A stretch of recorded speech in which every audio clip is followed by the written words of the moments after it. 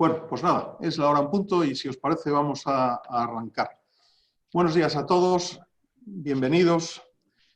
Continuamos con la labor de la Cámara de Comercio de Oviedo en estas circunstancias tan especiales, con un estado de alarma que parece que durará todavía algunas semanas más y que probablemente acabe trayéndonos un mundo nuevo. Hoy unimos nuestras fuerzas con el diario La Nueva España e iniciamos una modalidad divulgativa a la que hemos denominado Conversaciones con, siendo nuestro primer invitado el profesor Mario Bates, al que entrevistará a continuación la periodista Elena Vélez. Un saludo a ambos y nuestro agradecimiento por compartir esta experiencia, cada vez más convencidos de que hay que enredarse en nuevas formas de conocimiento. Y me refiero a enredarse en el sentido de trabajar en red y conectar inteligencias. Lo prioritario en estos momentos es evidente que es salvar vidas.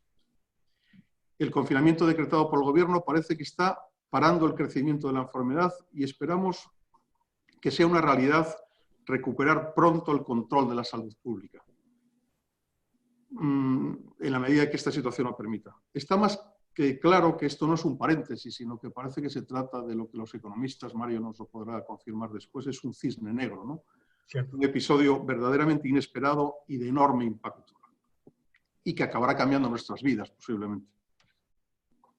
Siendo, por supuesto, el objetivo prioritario salvar vidas, la vocación nuestra del mundo económico, la gente que estamos en este lado de la actividad económica, como es el caso de la Cámara de Comercio de Oviedo, estamos pensando en cómo salvar empresas, ¿no? Cómo salvar la economía. Porque nos jugamos muchos empleos y mucho bienestar social y finalmente también esperanza de vida. He sabido que la economía está vinculada directamente con la esperanza de vida. Hemos iniciado un trabajo para todos desconocido en un mundo que en días ha cambiado y nos hemos puesto manos a la obra desde el primer momento. Hemos tenido que establecer, que había que establecer una estrategia rápida para que el trabajo fuese más eficaz y que en estos momentos nos debería focalizar, de hecho así está siendo en nuestra Cámara, en tres aspectos diferentes. El primero, el más inmediato, atendiendo la prioridad de la emergencia sanitaria, es el colaborativo. Nos hemos puesto a disposición de las administraciones públicas, un propósito muy cameral, para que dispongan de nuestros recursos y que podamos unir todas nuestras capacidades para conseguir acceder al material sanitario por las vías de la exportación. Hemos intentado también cambiar algunas de las actividades industriales asturianas en el sentido de que con algunas adaptaciones pudieran fabricar material sanitario. Estamos también en la dirección de crear un nuevo tejido industrial en Asturias que pueda considerarse estratégico y que nos permita en el futuro también poder abordar crisis de este tipo en mejores condiciones, ¿no? Por lo tanto, desde el primer momento nos hemos puesto a disposición del SESPA, de la Consejería de Salud, de la Consejería de Industria y sobre todo, y también, y lo destaco, de la Consejería de Innovación, con la que se han hecho muchas colaboraciones que están determinando un buen procedimiento para salir de esta situación en la que vivimos, activando mecanismos para que los respiradores, por ejemplo, tengan una solución asturiana que se está comentando en todo el mundo de inmediato. Estamos ahora también con la posibilidad de recuperación de mascarillas a través de un procedimiento químico que permita reutilizarlas, etcétera, etcétera. Ese ha sido nuestro primer enfoque, digamos. El segundo es el que podríamos denominar creación de diques de contención. La emergencia es tan grande que las empresas necesitan, y los trabajadores, por supuesto, también, soluciones de inmediato para contener la sangría tan gigante que genera esta paralización económica. En ese sentido, pues tanto a través de asesoramiento que hemos intensificado en estos días, hablamos de miles de consultas, hemos estado tratando de colaborar también con las administraciones públicas, en este caso fundamentalmente con la Consejería de Industria y también con la Delegación del Gobierno a la hora de elaborar las certificaciones para los desplazamientos laborales, a la hora de gestionar los ERTES. Hemos también tratado de ejercer nuestra función reivindicativa, reclamando las medidas económicas y fiscales y de toda naturaleza y financieras para que nuestras empresas puedan mantenerse estos días en esta situación. Hemos hecho también trabajo de asesoramiento en ese sentido y nos hemos ofrecido a la Consejería para gestionar los ERTES con la mayor diligencia posible. Nos parece que es una medida de contención muy necesaria, que requiere, como todas las medidas en estos casos, Mario seguramente después nos lo podrá corroborar o desmentir, las medidas tienen que ser suficientes en cantidad y en agilidad, si no, quizá no sirvan, ¿no? O incluso peor, incumplen expectativas y generan todavía una situación peor. Digamos que el tercer aspecto desde el que estamos trabajando en las cámaras es precisamente el que ahora mismo estamos recogiendo, ¿no? Es un tema de fondo, me atrevo a decir que vital, y es plantear un repertorio de recetas y de armas, tanto generales como particulares, para dar a nuestros pulmones económicos afectados de falta de oxígeno y de medicinas y adaptarnos lo antes posible al nuevo paradigma económico y social que se nos avecina. Es decir, estamos tratando de hacer un manual de reflexiones con distintas personas. En este caso tenemos la enorme suerte de contar con Mario Bates. En próximos días también esperamos contar con gente de mucho nivel académico, intelectual y de investigación, tanto económica como científica.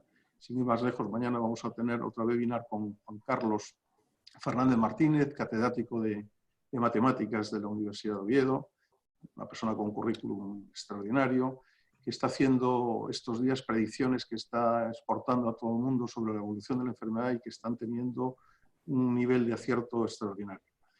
Junto con Juan Vázquez, también catedrático de Economía, ex rector de la Universidad de Oviedo, que también vamos a abordar este tipo de reflexiones que nos parecen vitales para encarar lo antes posible pues, la adaptación a este nuevo paradigma económico que se nos avecina.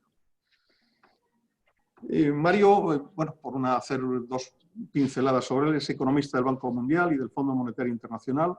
Entre otros cargos ha sido consejero delegado de Ferrocarriles Argentinos. Es profesor de ICADE en la Universidad Carlos III, también es profesor, y es profesor del máster que estamos desarrollando por segundo año consecutivo en la Cámara de Comercio de Oviedo. Concretamente, este fin de semana ha dado sus clases online porque las circunstancias así lo requieren. Aprovecho para dar un saludo a los alumnos del máster que están supliendo con esfuerzo y mucha comprensión la adaptación de las clases a través de esta nueva modalidad y todo lo que ello conlleva.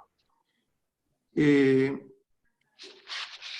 objetivo del MBA, donde profesores con dilatadas carreras profesionales como es el caso de Mario Bates o Manuel Pimentel, exministro, Isabel Aguilera, José María Oquín, que participan en la formación práctica diseñada para la resolución de problemas y situaciones empresariales que se dan en entornos reales y que sirve para mejorar la habilidad práctica de los alumnos.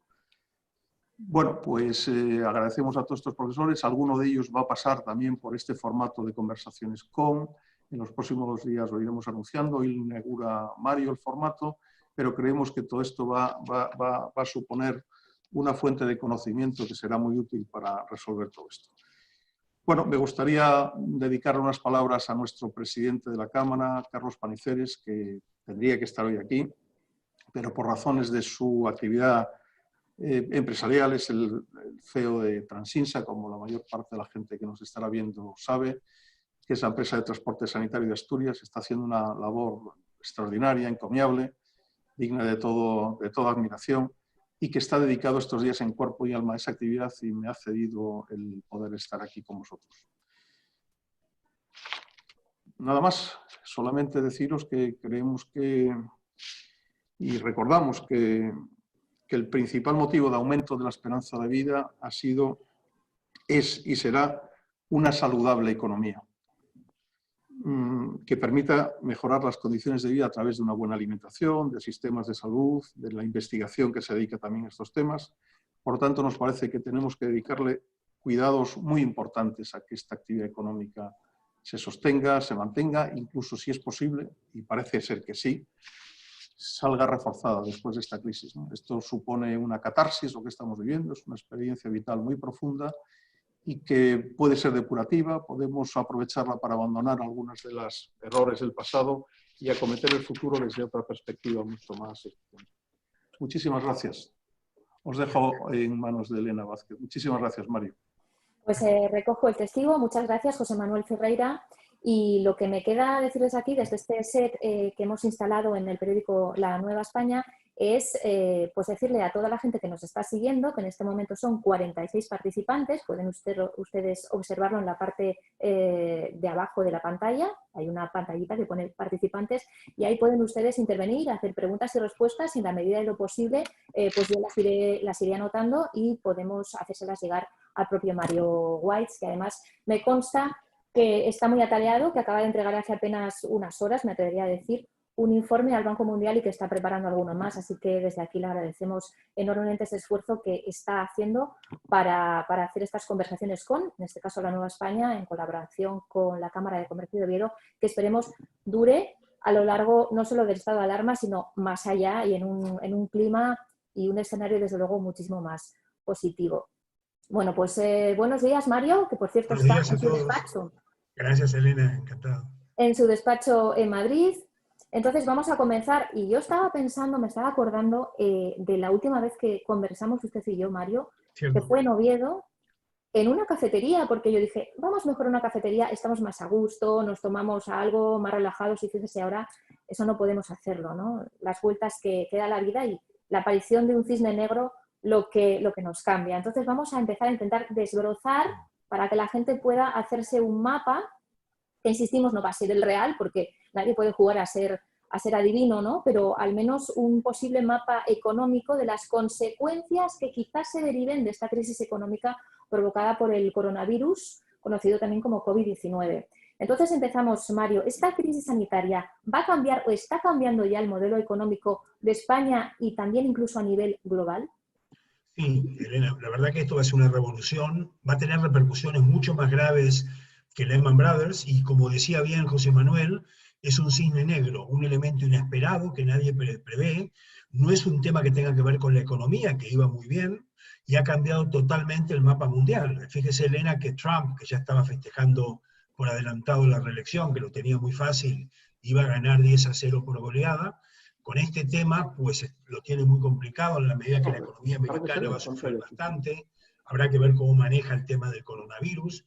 O sea que ha cambiado no solo España, sino todo el resto del mundo, ¿no? Y de ese punto de vista, es cierto que el foco en este momento está en Europa, Italia, España, donde está el epicentro del problema sanitario, pero no se olviden que ahora llega a Estados Unidos, atención al tema Reino Unido, Alemania, y lo que preocupa mucho, pero se habla poco, es África y América Latina. Piensen que en América Latina va a llegar un poco más adelante y evidentemente en América Latina no tenemos hospitales, la gente está masificada y ahí el impacto puede ser mucho peor. O sea que definitivamente va a cambiar nuestras vidas, nuestra manera de pensar, nuestros negocios y va a significar, eso sí, a corto plazo, un aumento que no debe ser definitivo del papel del Estado en la economía. Por eso que yo creo que hay que diferenciar qué hacer a corto plazo, que tenemos que tirar del Estado con más gasto público, con emisión monetaria, pero no equivocarnos de pensar de que la solución es seguir imprimiendo dinero y gastar para siempre, ¿no? Porque decía Keynes, el famoso economista inglés, que los tipos de interés, la política monetaria expansiva es una solución cuando los tipos de interés están en el 10%. Vos lo bajás al 5% y activás la economía y consumo, pero cuando están en el 0, no tenés mucho campo de hacer maravillas con la política monetaria. O sea que a corto plazo habrá que gastar más, emitir dinero, pero no nos confundamos, es un tema muy de corto plazo.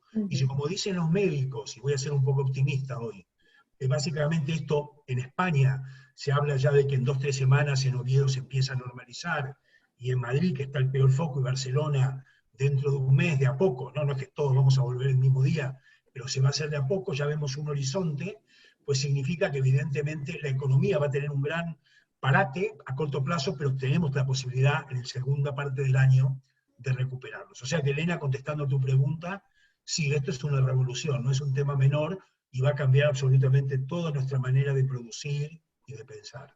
Fíjese, Mario, que en ese cambio, en ese paradigma de modelo económico, ahora está resonando mucho a nivel global la renta básica.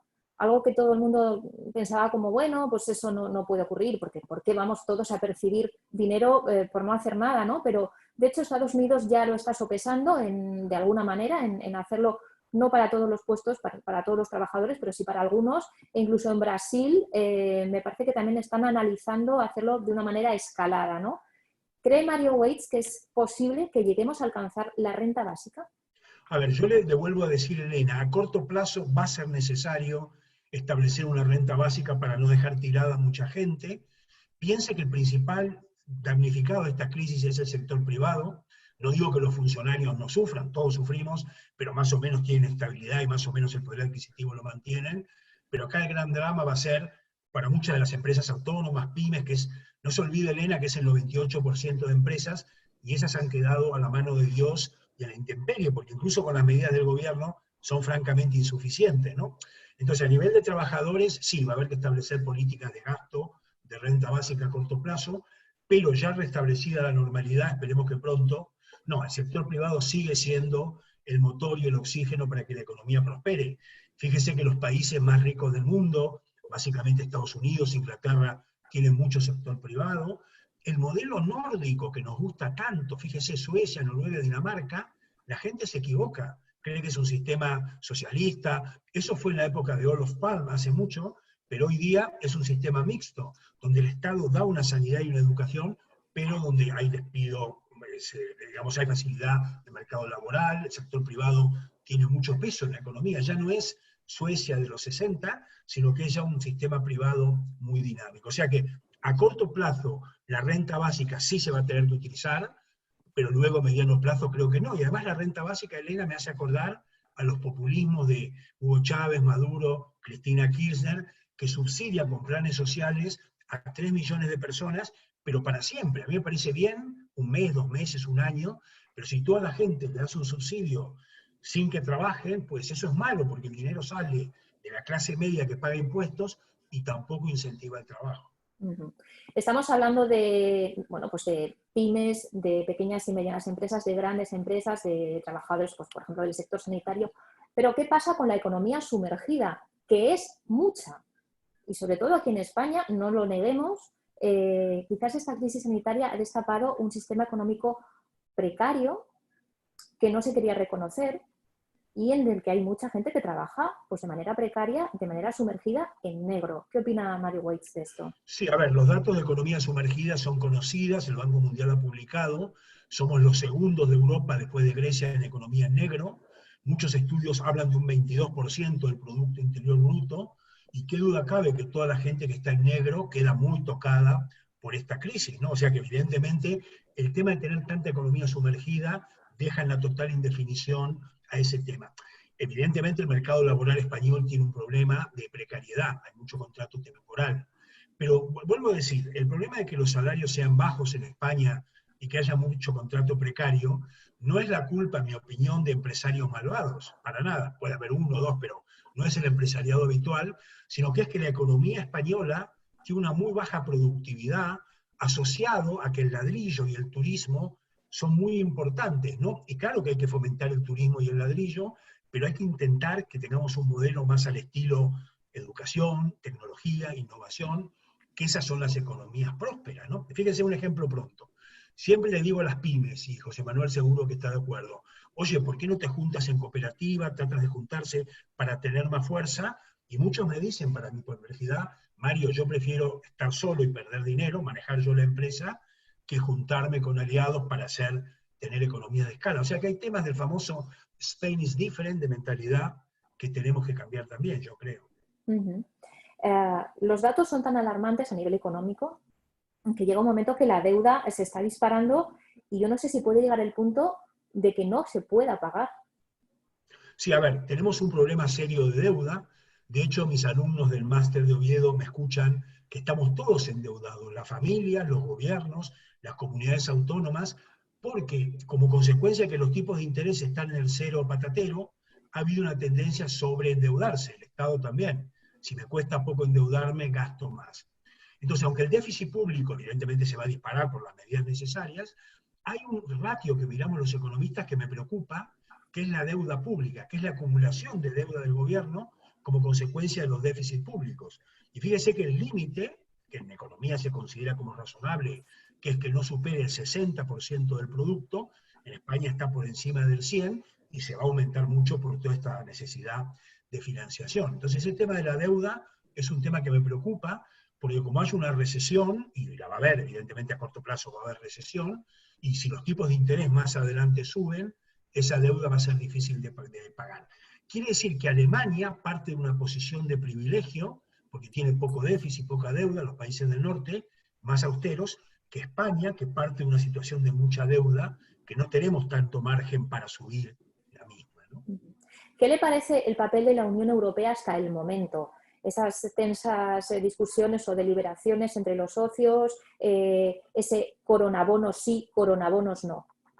Bueno, yo creo que hay dos Europas, ¿no? La Europa rica, de Alemania para arriba. El Brexit es un buen ejemplo, ¿no? Como países ricos del norte dicen yo no soy solidario, dejo poner dinero, me voy solo. Todos sabemos que es un error. Y es evidente que la Europa rica, de Alemania para arriba, no está por la labor, me parece, y es un error de ayudar a los países del sur. Ahí hay dos extremos. Un rescate al estilo Grecia, que es posible pero no deseable, yo espero que no lleguemos a ese límite, en el sentido que Europa te diga, vale, yo pongo dinero en España, te doy dinero, pero a cambio de una austeridad muy dura.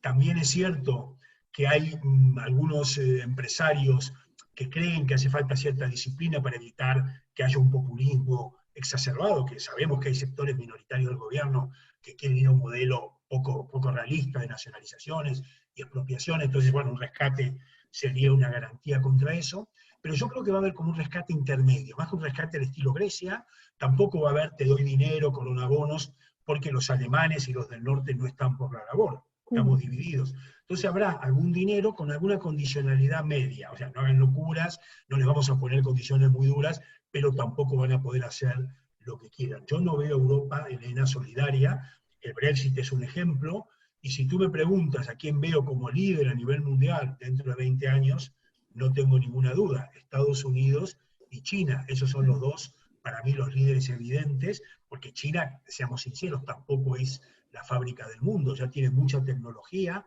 es líder en la robótica, en la inteligencia artificial, y está en una pugna con Estados Unidos cabeza a cabeza por ser líderes mundiales. Entonces, esa sería un poco mi respuesta. Vamos recibiendo alguna que otra pregunta, Mario, si le parece le damos paso. Perfecto. Pregunta MM Morán, un saludo. Mario, ¿no cree que en la economía española las empresas están demasiado intervenidas y que eso las hace frágiles, cristalizadas y con poca resiliencia? Bueno, en general hay un principio conocido por todos. El sector privado funciona mejor que el sector público, con excepciones. Educación, tecnología y sanidad. Por ejemplo, la sanidad española es muy buena. Yo quiero ver en Estados Unidos, a ver lo que pasa ahora que llega la peste, con 11 millones de americanos que no tienen seguro médico. Yo me pregunto, ya Trump dijo que algo se hará, si tú no tienes seguro médico, una internación de 10 días, que es lo del coronavirus, son $100.000. ¿Quién va a pagar eso? Me preocupa. Dentro de todo, la sanidad es muy buena. Pero es una excepción. Normalmente el sector privado es más eficiente que el sector público. Sí, a mi modo de ser, hay demasiado intervencionismo, habría que dejar que el sector privado, sobre todo, pague menos impuestos, independientemente de la crisis, que yo creo que a los autónomos no se les está ayudando como debiera por parte del gobierno, me parece. Yo creo que el sector privado debería tener menos regulaciones, ¿no? Y no hay que demonizarlos como los malos de la película. Yo creo que los empresarios se han puesto a ayudar, han trabajado en el sector privado bien, y bueno, han dado un ejemplo básicamente de generosidad en tratar de trabajar en este tema. Pero yo sí creo que uno de los problemas de la economía española es que está demasiado regulado, y sería bueno darle más peso al sector privado. Ha dicho algo muy interesante, Mario, además haciendo una comparativa con Estados Unidos sobre el problema que tiene, ¿no? una gran parte, inmensa parte, millones de la población con que no tienen seguros o tienen unos seguros muy, muy precarios. Esto ha puesto de manifiesto en España que la sanidad pública debe fortalecerse y que incluso lo público debe fortalecerse y convertirse en un músculo principal en este país. A ver, yo estoy a favor de la cooperación público-privado. No entiendo por qué no puede cooperar lo público como privado. Pero piense, Elena, una cosa, vamos a un mundo de viejos. En España la esperanza de vida es de las más longevas del mundo, cuarto en el mundo en longevidad, y seremos primeros en 7, 8 años, o sea que vamos a una economía de gente mayor y la sanidad privada tiene muchísimo futuro, simplemente porque el Estado no tiene dinero para aumentar drásticamente en sanidad, y yo creo que tiene que haber una cooperación. A mí me parece que el modelo sanidad pública con gestión privada es un modelo a jugar, y más que competir unos contra otros, me gustaría que haya un modelo más cooperativo, ¿no? De cooperar, que yo creo que en España va a hacer falta, porque aquí cada vez más gente con el envejecimiento de población va a necesitar la ayuda sanitaria. Tenemos un panorama, bueno, de coger un poquito con pinzas, ¿no? Pero también hay cosas positivas. Yo intuyo que de esta crisis habrá sectores que salgan reforzados. Sí, lo que pasa, Elena, a corto plazo, cuando tú tienes una recesión importante, ya sabes que en la recesión, que es caída del Producto Interior Bruto, pierde mucho, ¿no? Fíjate que siempre les digo a mis alumnos, para explicarlo fácil, que hay 4 maneras de crecer. Y no te olvides que para que baje el paro, el desempleo, tiene que haber crecimiento. 1, consumo; 2, inversión; 3, gasto público; y 4, exportación. Si miramos eso en el panorama actual, el único componente que te hace hacer subir la economía es el gasto del Estado, que tampoco puede ser infinito y solo puede ser de corto plazo. El consumo está totalmente parado por motivos obvios: inestabilidad, caída de salarios, aumento del paro. La inversión de los empresarios también, porque ¿qué piden los empresarios? Cualquier empresario, y José Manuel lo sabe de manera evidente, estabilidad, reglas de juego claras, y ahora evidentemente hay una situación de incertidumbre por todo este tema. Y la exportación, que yo creo que por ahí sale la solución de la economía española, Elena, creo que lo habíamos hablado antes, es que evidentemente España, y esto es positivo, en los últimos 5 años se está empezando a exportar mucho más. Entonces la solución es: fabricamos en Oviedo o producimos en Oviedo y vendemos en el mundo mundial. Claro, eso requiere 2 cosas: que Trump termine con esta guerra proteccionista con China, que no nos lleva a ningún lado, y segundo, que nuestros mercados, como son Alemania y Europa, les vaya bien, porque Elena, si Alemania no crece, no necesita comprar. O sea que, pero vamos, yo veo la situación en Europa muy recesiva, muy hacia abajo este semestre, y ahí hay muchos sectores evidentemente perjudicados, pero no hay duda evidentemente que también hay beneficiados. A corto plazo es difícil, ¿no? Evidentemente el sector de la población que está más cubierto son los funcionarios, pero luego hay ciertos temas. Fíjese que Asturias podría ser a mediano plazo, digo a fin de año, un lugar interesante de turismo alternativo, ¿no? El tema que los lugares masificados de playa este año no van a estar, tiene evidentemente muchos atractivos, que podría ser que muchos españoles, una vez superado este problema, vayan, ¿no? Y bueno, evidentemente hay sectores de oportunidad, pero evidentemente a corto plazo, hay que ser sinceros, gran parte de la economía tendrá dificultades, ¿no? Y también las empresas están asumiendo a una velocidad de vértigo una reconversión en sus formas de trabajar. El teletrabajo se ha impuesto prácticamente en la mayoría. Hay cosas que obviamente no se pueden hacer a distancia, pero bueno, es una manera de reconvertirse y de quizás también cambiar su manera de negocio, ¿no? Hoy escuchaba en la radio una entrevista a una compañía muy conocida que te ayuda en la búsqueda de hoteles y de destinos vacacionales, y ahora lo que hace es ayudar a los usuarios a buscar pues qué hacer, qué hacen en su tiempo libre, quién les puede ayudar, o incluso a ser ellos solidarios con los demás, ¿no? Es la hora de la reconversión a toda máquina. Sí, fíjese que el teletrabajo ha sido una sorpresa agradable para todos.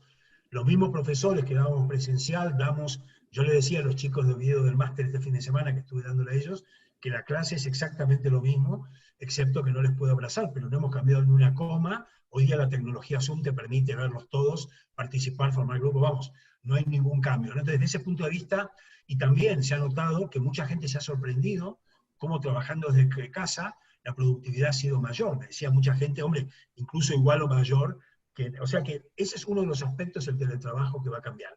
Nosotros tenemos la mentalidad empresarial tradicional de cultura presencial, de calentar la silla, de echar horas, pero esto puede cambiar, ¿no? Y puede hacer que las empresas sean mucho más flexibles en la medida de dar un poquito a gente más libertad para trabajar desde casa. Sin duda, Elena, ese va a ser uno de los cambios más importantes. Antes apuntaba también, Mario, algo interesante. Hablaba de imprimir dinero, que tampoco es tan necesario. ¿Estamos también a punto de ver la desaparición casi total del dinero en metálico, del cash? Ahora se recomienda pagar con la tarjeta para evitar el contacto con los billetes, con las monedas, que en el fondo pueden ser un foco de virus. ¿Esto también puede ser un cambio a corto o medio plazo? Sí, yo te diría que el tema de la desaparición del dinero, que es una tendencia imparable, bueno, con el virus se está acelerando, ¿no? Que todos te dicen, no, no toques dinero, paga con tarjeta, pero ya es un fenómeno que se venía dando, sobre todo en los países nórdicos. Hemos hablado de Suecia, Dinamarca, que cuando uno va al supermercado, al Carrefour, 99% paga con tarjeta. El objetivo de eso no es tanto el virus, que ahora sí, sino controlar la economía en negro, ¿no? Básicamente, si tú pagas con tarjeta, Hacienda, digamos, te controla, y si pagas efectivo puedes blanquear dinero negro. Pero hay una tendencia creciente en el mundo mundial a que evidentemente el dinero metálico tenga menos peso, y eso tiene mucho que ver con el control del fraude, etcétera, etcétera. Es una tendencia importante. Combinando un poco lo que es la economía con la sociedad, que ahora más que nunca está íntimamente ligado, por todo esto que estamos hablando de la economía sumergida, de gente que lo está pasando realmente mal, porque ahora mismo no tiene ingresos de ningún tipo y tampoco sabe cuándo volver a tenerlos, ¿esto puede dar lugar a un estallido, una revuelta social? No, yo creo que no. Aquí soy optimista. España es un país donde, para bien o para mal, el nivel de protección social es muy importante. Fíjate, Elena, que con un nivel de paro que llegó al 24%, no ha habido grandes problemas sociales. Y tenemos una red de cobertura, seguro de desempleo, un Estado muy intervencionista, ¿no? Fíjate que cuando viene un empresario de Estados Unidos a España y ve cómo funciona, dice, esto es marxismo-leninismo, trotskismo, en fin, es un Estado muy intervenido. Pero por el otro lado, sí es cierto que el Estado tiene un colchón, ¿no? El sistema sanitario, el sistema educativo, nos garantizan que no. Y luego el tema cultural. No te olvides, Elena, que la familia latina es una familia protectora, los abuelos cuidan a los nietos, si te quedas en paro te vas a vivir con tu familia, y eso garantiza que no habrá un estallido social. Ahora, dicho esto, evidentemente, como la economía va a tener grandes tensiones, será necesario acertar con la fórmula que permita que la economía se reactiva. A corto plazo es inevitable que el Estado participe más, pero sería un error pensar que la solución a largo plazo sería gastar más e imprimir más dinero, porque evidentemente eso no es una solución de mediano plazo.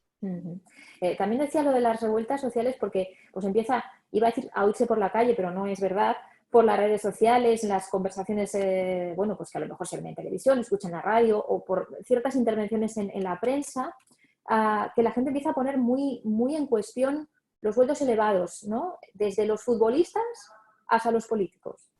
Esto puede derivar en que realmente se pongan las cartas sobre la mesa y se actúe y se bajen realmente los sueldos astronómicos hoy por hoy. Bueno, evidentemente como todo el mundo está mal y todo el mundo está afectado, no hay duda que evidentemente digamos, la gente mira un poquito. Hombre, los futbolistas son futbolistas privados, ¿no? Que bueno, hay un club privado que les paga por patear una pelota, no, a muchos nos parece demasiado, a pesar de que siendo argentino me gusta el fútbol, pero bueno, es un tema de mercado, se cobra derecho de televisión y los clubes son en general, bueno, más o menos, algunos no, pero más o menos se mantienen económicamente bien. Otra cosa son los políticos que pagamos, ¿no? Y sobre ese tema hay bastante demagogia, pero es cierto que cae mal que un político que está en Oviedo y no viaja, mantenga gastos de dieta por viaje, ¿no? Para que quede un poco absurdo y evidentemente clama al cielo que ese dinero lo done con algún sentido social. Entonces, claro, los políticos son pagados por nuestros impuestos, y es cierto lo que dice mucha gente. Dice, oye Mario, es que los políticos están mal pagados. Es cierto, un ministro gana poco comparado con alguien del sector privado. Y lo que tienen que hacer es gestionar bien, acertar. Y estamos viendo que en España, bueno, evidentemente no se ha acertado respecto a tarde y mal se ha actuado.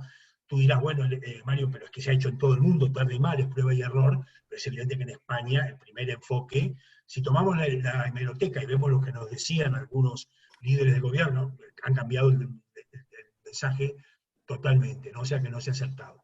Respecto a eso, sí, yo creo que por un tema de imagen, no imagen, de ética, sí tendrían que dar el ejemplo para que vean que es un ajuste global. Pero yo te diría, Elena, un tema sanitario que te quiero comentar. La solución de esta crisis para salir rápido tiene dos vías, y ahí todos los médicos te dicen lo mismo. Primero, aislarnos rápido, o sea, cuanto más tardás peor. Es evidente que ha sido un error garrafal el tema de los actos que se han permitido, que no tendrían que haberse permitido, eso es así. Y segundo, test para todos. Si no tenemos test para todos, no va a servir de nada. Por eso que debería estar el gobierno, creo que está en ello, ya tratando de comprar test, porque eso nos va a permitir básicamente salir rápido de la crisis con garantías sanitarias, ¿no? Entonces, ese sería un poco el modelo. Los que dicen no, confinamiento no, es inevitable, ¿no? Porque se te infecta todo el país y colapsa la medicina. Pero también, y lo decía muy bien José Manuel en la introducción, tenemos que ver que la economía no colapse, la sanidad primero, por supuesto, pero luego intentar que tan pronto como sea posible, pues la gente, como dice Trump, no se suicide por depresión de que la economía va mal. Entonces hay que compatibilizar ambas cosas, y el secreto es confinamiento rápido y test para todos rápido, para poder salir muy rápido de esta crisis. Hoy, de hecho, se ha publicado que están en marcha, bueno, al menos la llegada de test masivos, hablan de pues como 1 millón de test a cada comunidad autónoma para pues, poder analizar a las personas que trabajan en empleos esenciales, ¿no? Que son las que de alguna manera salen a la calle y están activas, porque claro, esa persona sale a la calle, hace su trabajo, vuelve a casa y a lo mejor pues infecta a alguien, ¿no? Entonces, esos test sería bueno que se hiciesen a las personas que desempeñan trabajos esenciales hoy por hoy, ¿no? En este estado de alarma. Sí, luego Elena, otro tema, todos tenemos familiares médicos, que ha sido una vergüenza, ese gran contagio de los sanitarios, ¿no? O sea, no puede ser que el 14% de los sanitarios se contagien, y hoy día, incluso si me apuras, no tienen mascarillas y elementos. Eso sé que es un tema difícil, que le pasa a todos, pero eso sí en España se ha manejado claramente mal, ¿no? Es muy irritativo que España tenga el porcentaje de sanitarios más altos contagiados, lo cual quiere decir que se ha actuado tarde y mal. Pero mira, el otro día me decía un periodista, mira Mario, te quiero entrevistar sobre Argentina, que lo he hecho muy bien. Es cierto, sorprendentemente, y no sé cómo, Alberto Fernández, que es muy populista y a mí no me gusta para nada, estableció una cuarentena rápida. Fue el primero en América Latina antes que Trump, y ahí acertó. Pero luego no hay nadie que tenga test, o sea, no se consigue ningún test, con lo cual, por eso te digo que son las dos cosas, cuarentena rápido y aislamiento rápido, y test rápido para salir inmediatamente, ¿no? Si haces una cosa y la otra no, evidentemente el tema se complica. ¿Qué está pasando en el mercado ahora mismo de las mascarillas? Hoy, por ejemplo, nosotros publicamos en la página web, en La Nueva España, que ya hay algunas farmacias que las están vendiendo, pero a unos precios desorbitados. Estamos hablando desde 12 euros como precio mínimo hasta 20, 25, incluso 30. ¿Qué está pasando para que una persona o cualquier vecino entre hoy en una farmacia de Oviedo o de donde sea y le pidan 15 euros por una mascarilla? Bueno, Elena, es como diríamos los economistas, la ley de la oferta y la demanda. Todo el mundo quiere y no hay mascarilla. Yo te cuento una anécdota. Yo estoy en mi despacho, que estoy a 100 metros de mi casa, y paso por una farmacia y siempre pregunto, ya casi ni pregunto, ¿hay mascarillas? Y la empleada me dice, ¿qué va? Como diciendo, ¿qué pregunta más tonta que hace? No, por supuesto que no hay. Entonces, claro, ahí sí que es oferta y demanda, todo el mundo necesita o cree que es útil, y luego ahí los sanitaristas también me tienen desconcertados. Ayer digo, hace poco, la Organización Mundial de Salud decía mascarilla no, y ahora dice mascarilla sí. Claro, yo sé que es prueba y error, pero eso es algo importante. Sí, las mascarillas están 9 euros, 10 euros, que es un disparate, ¿no? Que no está al alcance de la gente, y bueno, eso es oferta y demanda pura y dura, ahí te lo contesto como un economista. Todos quieren comprar y no hay producción. ¿Está el gobierno de España, en este caso, esperando a que el suministro de mascarillas y de guantes esté garantizado para dictaminar que todos debemos llevarlos puestos? Bueno, ya es una pregunta un poco específica sanitaria. Ellos han dicho que no van a exigir mascarilla a no ser que estén en condiciones de garantizar. A mí me parece que mascarilla hay que darle primero a los sanitarios, a la gente que tiene riesgo, y luego a otros. Hay un enfoque sanitario, Elena, que está hablando mucha gente, que es el tema de que todos volvamos a trabajar, pero de a poco. Hay mucha gente que dice, los mayores de 65 que se queden en su casa y que sean los últimos en salir. Tiene sentido porque los chicos jóvenes no se contagian y los mayores sí. Quiere decir que para que esto se haga rápido y no estemos meses y meses todos esperando sin sentido, tiene que ser segmentado. Si Oviedo tiene una situación mejor que Madrid, empezamos primero en Oviedo. Ustedes dirán, bueno, pero si lo pones en Oviedo, se van a ir todos, va a haber migraciones. Claro, hay que controlar un poco eso, ¿no? Porque la gente se toma un tren y se va a los lugares donde se puede mover más, eso es cierto, pero tiene que ser poco a poco, y sí tiene sentido que si los jóvenes no se contagian y los mayores de 65 más, que los mayores de 65 se queden más tiempo recluidos, ¿no? Bueno, yo abogo por una solución segmentada, no todos a la vez, porque entonces nos vamos a demorar mucho tiempo en salir y eso la economía no lo aguanta. Y también, ¿cómo controlar y poner coto a un mercado mundial tan cruel como el que está ocurriendo con el tema de los test, ¿no? Cuando se adquieren unos test, como adquirió España, y resulta que es que no servían. O sea, no daban resultados efectivos, se habla de que les engañaron, de que no les engañaron, de que el mercado es tremendo. ¿Qué está pasando y cómo controlar eso?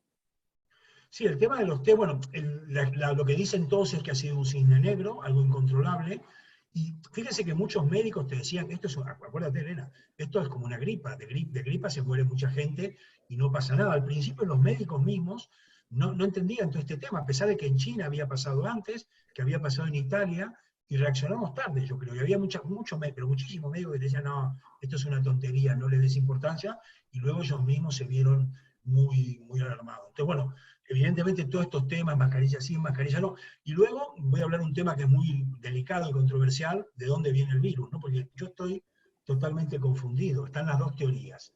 Yo leo la revista Nature, que es la revista número 1, prestigio científico, la número 1 en medicina, que me dicen es un virus natural.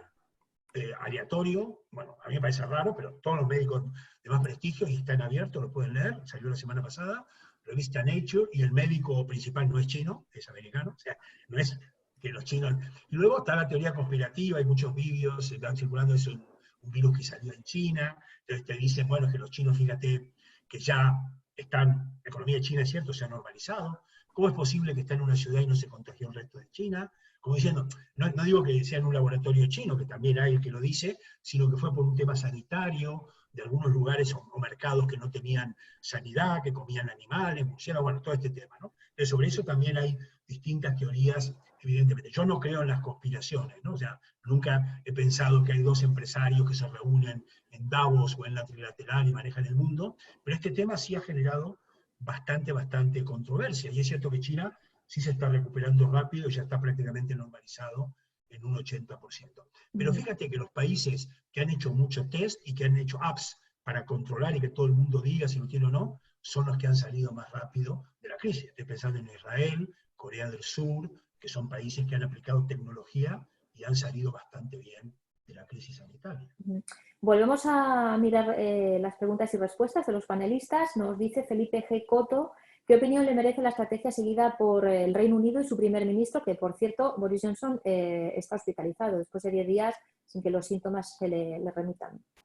No, a mí no me gusta. El enfoque de Trump, de Bolsonaro, de Boris Johnson ha sido muy, bueno, de México, con López Obrador, que decía hace 2 días salgan a la calle, me parece equivocado, ¿no? Tienen que tener asesores que les dicen que la cuarentena es necesaria. Y a mí no me ha gustado, ¿no? La idea de que, bueno, hombre, no hay que dañar la economía, pero como te digo, la estrategia es al revés. Nos aislamos poco tiempo y salimos todos con test masiva. Eso es para mí la solución. Y bueno, el tema de dejarse estar, no, lo hacemos a media, ha sido un error. Y en Estados Unidos, fíjate que ahora están muy preocupados. Por cierto, el asesor científico de Trump, el que aparece siempre, yo le doy poca vida, ¿no? Porque Trump ya sabe que se carga a todo el que lo contradice, y lo escuché, yo mismo lo escuché en CNN diciendo, yo si fuera el presidente, lo miró, y Trump lo miró mal, haría una cuarentena en todo Estados Unidos obligatoria. Tú sabes que ahí es estado por estado, porque es un gobierno federal, donde cada estado manda mucho, y entonces Trump no quiere para no dañar la economía. Pero ya cuando el jefe científico, que siempre aparece, dice, yo estoy preocupado y no entiendo por qué no hacen una cuarentena global, yo vi a Trump que lo miró con cara de pocos amigos y digo, este no va a durar ni una semana, sabiendo cómo Trump opera, ¿no? Pero bueno, es evidente que hay que escuchar a los científicos, Elena. También antes hacía referencia al modelo social que tenemos en España, que somos una sociedad muy familiar, muy unida a nuestros mayores, que miramos mucho los unos por los otros, que nos juntamos en Navidad. Eso estamos acostumbrados a ello, pero en otros países, incluso en Estados Unidos, no es tan común. Y en otras partes de Europa, por ejemplo en Holanda, ¿no? Llegó a decir el representante holandés que bueno, pues que había que hacer una criba, y que en España que por qué se atendía tanto a las personas de más edad, ¿no? Mayores de 70, 80, 90 años. Esto va a poner muy de relieve las diferencias entre unos países y otros y su forma de actuar.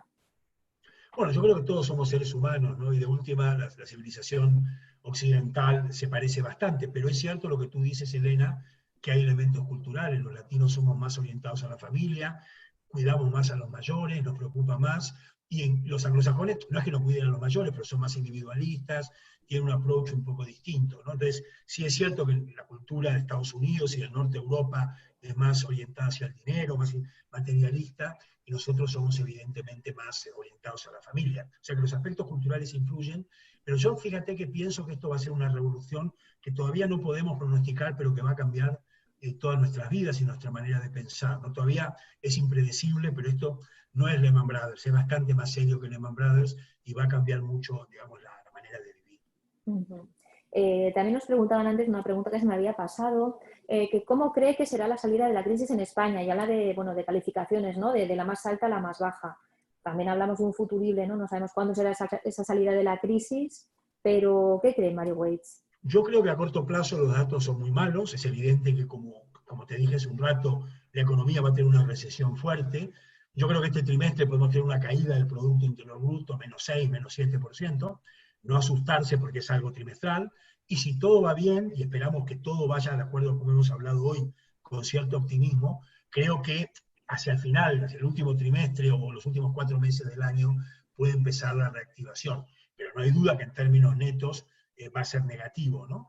Ahí lo importante es salir lo más rápido posible, obviamente, pero salir bien, porque sería riesgoso por ganar una semana y apurarnos que luego haya recaídas. Fíjate, Elena, que son todos temas médicos, ¿no? Que yo no puedo opinar mucho, pero los médicos te dicen que una persona contagiada está inmune. Y sería bueno saber cuántas personas tenemos inmunes y por cuánto tiempo, que la ciencia no lo sabe. Sabemos que la vacuna va a tardar 1 año, eso te lo dicen todos, pero que hay paliativos médicos que pueden hacer que muy pronto una persona que esté internada no sufra tanto, se recupera mejor. O sea que está claro que lo que hay que hacer, yo creo, es ganar tiempo. O sea, hasta que averiguamos qué diablos hacemos, ganar un poco de tiempo, porque está claro que el riesgo mayor es que se colapsen las UCIs, y si vos tenés un infarto o un cáncer, no te atiendan, porque bueno, hay que atender a los del coronavirus que tienen prioridad. Y eso yo creo que lo estamos controlando. Los últimos datos de estos días, a pesar que es tremendo la cantidad de muertos que hay, que es algo que estamos todos horrorizados, sí reflejan que hay un control del tema, que la meseta está controlada y que en los próximos días vamos a ir a mejor. Siempre reconociendo que España tiene el 20% de los muertos del mundo, que es un tema tremendo. Claro, tenemos esa cifra que es muy alarmante, pero también tenemos una de las cifras, si no la más alta, corrígeme si me equivoco, de gente que se ha recuperado en España. Eso es curioso. Bueno, eso Elena ya casi se lo tiene que preguntar un médico y no un economista. Pero a mí me asombra, ¿no? Y preguntando con médicos, porque te imaginas que yo estos días estoy hablando más con médicos que con economistas, y me dicen que es sorprendente. Bueno, a ver, la transparencia o calidad de los datos es rara, pero llama la atención. A mí me parece demasiado alta, y a los médicos también, la cantidad de gente que está siendo dada de alta, y también es obvio que el número de los contagiados son mucho mayores. Está el estudio del Imperial College de Londres, que habrás leído, que dice que en España está contagiada muchísimas personas, pero yo entiendo que es lógico porque hay mucho asintomático, gente que no tiene los síntomas, y además la tasa de mortalidad no puede ser tan alta, tiene que ser mucho más baja, y es porque hay muchísima gente contagiada que no se ha enterado, con lo cual la tasa de mortalidad sobre los contagiados es del 1% y no del 5%, como son los datos oficiales. Y otro de los grandes interrogantes es por qué la tasa de mortalidad es tan baja en Alemania. Bueno, ahí ha habido todo tipo de estudios. Mira, sobre eso he gastado muchísimo tiempo, he hablado con gente en Alemania, y no hay una teoría convincente. Hay teoría de los clusters, y mira, la verdad que no tengo una conclusión importante, ¿no? Y eso habría que investigarlo. Hay muchas incógnitas, ¿no? Hay muchos países que han pasado de puntillas y habría que verlo. Pero es cierto que en Alemania ha habido, bueno, y Corea del Sur, hay un cuadro que anda circulando por ahí, que lo habrás visto, que dice cómo a cierta fecha España tenía respecto con Corea un número parecido, y luego España multiplica por muchísimo los muertos, y en Corea no se muere nadie. Bueno, hay muchos temas que son más médicos que llaman mucho la atención. Yo creo que para ir finalizando, son las 2:10, tenemos 51 participantes ahora mismo, y estas preguntas que hemos ido leyendo, pues podemos pues valorar cómo va a ser esta salida, no digo de la crisis, que ya hemos hablado de ello, sino de este estado de alarma. Claro, esto no va a ser de un día para otro. Ya no hay estado de alarma, venga, todos los bares abiertos, venga, todo el mundo a la calle, venga, vamos a celebrar una boda. No. ¿Cómo cree Mario Waits que va a ser esa progresión? Yo soy partidario, a ver, si las cifras que estamos recibiendo se confirman, que yo creo que sí, que vamos a mejor, incluso en los lugares como Madrid, que están más afectados, y si tenemos test rápido, disculpa Elena que sea tan insistente, si esos millones de test que dicen que llegan, realmente llegan y empezamos un tema así, yo soy bastante optimista que más pronto que lo que la gente piensa, se normaliza. Pero como te digo, tiene que ser segmentado. Primero Oviedo, si en Oviedo no está mejor que Madrid, la gente de 65 que se quede, y hacerlo segmentado poco a poco. Por supuesto, olvidarnos de partidos de fútbol, conciertos, grandes manifestaciones, y sobre todo trabajar mucho en la identificación de la gente que ya no tiene riesgo. Si hacemos eso y lo hacemos bien, yo creo que bastante rápido podemos salir de la crisis. Pues muy bien, yo creo que hasta aquí lo dejamos. Si ninguno de nuestros participantes se anima a dar alguna que otra pregunta. Me gustaría, Elena, si es posible, un minuto para hacerle algunas preguntas también a Mario, del ámbito más empresarial. En la introducción hablábamos de la posibilidad de que esto sea una catarsis que nos permita depurar algunos errores del pasado, ¿no? En ese sentido, Mario, me gustaría comentarte al menos 3 cosas que creo que deberíamos intentar reflexionar, a ver cuál es tu opinión, en el sentido práctico, ¿eh?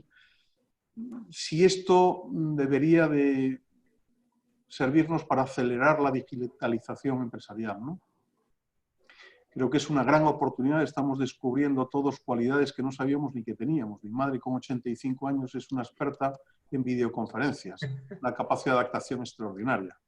Bueno, yo creo que es una gran oportunidad para aprovechar este momento que vemos que la digitalización es más necesaria que nunca, que nos salva en situaciones de alarma como esta.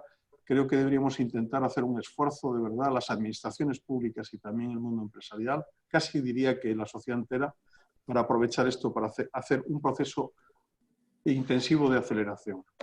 Es verdad que las estructuras que soportan toda la red de datos parece que están aguantando muy bien la enorme demanda que se está teniendo estos días, y esto yo creo que es un esfuerzo que hay que reconocer, y algunas de esas cualidades que en España también tenemos. Tenemos mucha mejor infraestructura de la que sospechábamos que pudiéramos tener. Bien, la segunda sería, para nosotros es un elemento, un caballo de batalla permanente, es una cruzada que mantenemos desde hace años, es la posibilidad de aprovechar esta oportunidad para reducir la burocracia. Fundamentalmente para reducir la mentalidad burocrática, poner más en valor que el control de la legalidad, el control de la eficiencia. Por algún motivo hemos anestesiado esa capacidad de ser eficientes porque el control de la legalidad, siendo necesario, claro está, no estamos en absoluto distanciándonos de esa posibilidad, pero sí tiene que ser mucho más razonable en cuanto a los esfuerzos que se dedican. Ahí vemos que hay licencias que tardan más de un año, que hay proyectos de innovación que no salen porque se ahogan en la maraña burocrática. Creemos que es una excelente oportunidad para poder salir reforzados en ese sentido. Otra más, un apéndice más que quería comentarte. Bueno, hemos visto cómo hemos perdido mucho tejido empresarial, muchas veces hemos renunciado a puestos de trabajo, hemos renunciado a actividad económica, a empresas, anestesiados por la compra en condiciones muy baratas de productos orientales. Hoy estamos viendo como que muchos de los ahorros que habíamos tenido en los últimos 10 años en material sanitario lo tenemos que pagar ahora de golpe y porrazo. Hemos visto incrementos del 3000% en productos sanitarios y subiendo, estamos en un mercado cautivo.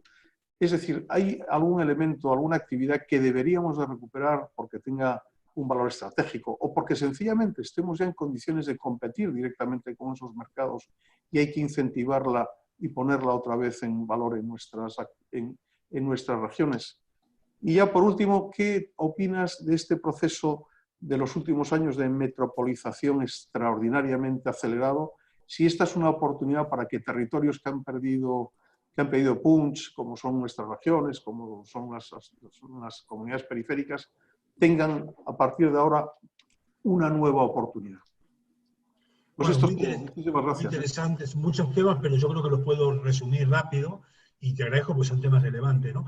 Bueno, la digitalización, un tema muy relevante. De hecho, cuando hablamos en clase de la cuarta revolución tecnológica, los robots, la inteligencia artificial, la digitalización, apostamos muy fuerte por ese tema. Y cuando vos contabas el tema de tu madre, que me pareció muy interesante, con esa edad, pues evidentemente que se ha puesto las pilas con este tema, es un buen ejemplo. Todos nos hemos dado cuenta que es un proceso importante para aumentar la productividad.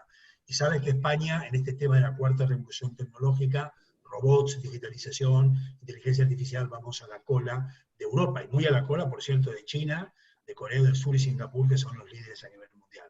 O sea que no hay duda que todo el tema que tenga que ver con impulsar la digitalización debe ser avanzado, y eso va en la dirección correcta del tema de subir la productividad. Si queremos que suban los salarios en España, tiene que subir la productividad. La digitalización es un arma con la innovación y con la educación para ese sentido.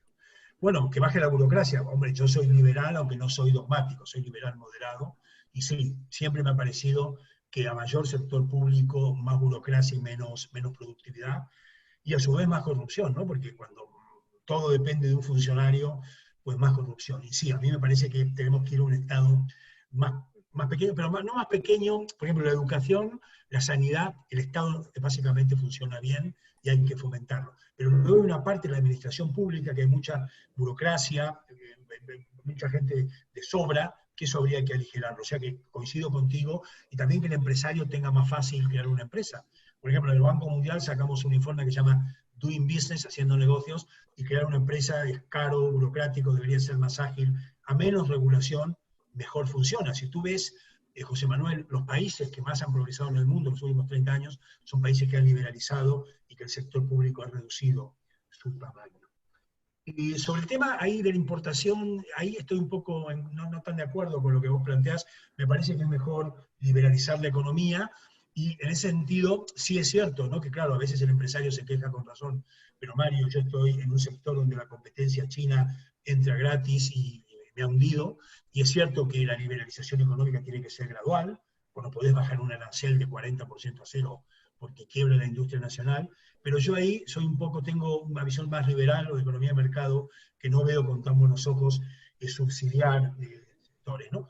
En cuanto a la territorialidad, el último tema, yo creo que una de las cosas que podemos hacer con Asturias es mejorar su conectividad. Por ejemplo, me parece que tiene mala conexión con Madrid, el tema de alta velocidad, carreteras, eso se puede hacer, pero no soy tan partidario, fíjate, y dirás, don Mario es muy liberal, de fomentar así sectores, industria nacional, eso no lo veo tan claro, pero sí mirar aquellos aspectos que Asturias tiene ventaja competitiva e intentar, evidentemente, armar una conexión público-privado para fomentar esos sectores. Hay un tema que en Asturias es muy serio, que lo hemos hablado, pero que me gustaría comentarlo muy rapidito, que es el tema del carbón, que duda cabe que con el cambio del clima, los fósiles, ese es un sector muy tocado, que va a ir a menos, y sí es cierto que en ese caso, donde Asturias está teniendo evidentemente un coste tremendo de un sector básicamente que tiene cada vez menos peso, ahí sí tendría que haber alguna ayuda para que todo ese sector se cambie, ¿no? Se reconfigure en alguna otra actividad industrial. Yo creo que ahí sí, ahí está justificado, porque es un sector que por cambio tecnológico va a ir a menos, y ahí sí yo creo que el Estado puede jugar. Muy bien, Mario, pues muchísimas gracias, y lamento profundamente dejar fuera algunas preguntas. Se estaba animando la gente, pero esto está muy bien, porque así les emplazamos a próximas conversaciones y esperemos que estemos en otra situación, ¿verdad, José Manuel y Mario? Claro que sí. Que podamos estar pues, en la calle al menos, y de una manera mucho más sonriente. Ánimo y salud para todos. Muchas gracias, igualmente. Gracias por todo. Dios. Muchas gracias.